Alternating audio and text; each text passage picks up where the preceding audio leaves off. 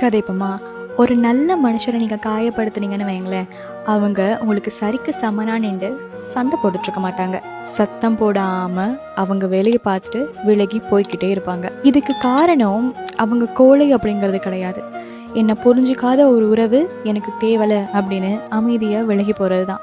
பொறுத்து போனா கோலன்னு சொல்லிடுவாங்க, கேள்வி கேட்டா நசன்னு சொல்லிடுவாங்க, எல்லாத்துக்கும் ஓகே சொன்னா ஜால்ரான்னு சொல்லிடுவாங்க, எதுக்குமே ஓகே சொல்லனா திமிரு பிடிச்சோன்னு சொல்லிடுவாங்க, எல்லாத்துக்கும் முன்னாடி போய் நின்னா முந்திரி கொட்டைன்னு சொல்லிடுவாங்க, எதுக்குமே முன்னாடி போலனா சுயநலவாதின்னு சொல்லிடுவாங்க. எது பண்ணாலும் இந்த சொல்ற உலகம் ஏதாவது சொல்லிட்டே தான் இருக்கும். உங்களுக்கு பண்ணணும்னு நினைக்கிறத நீங்க பண்ணுங்க.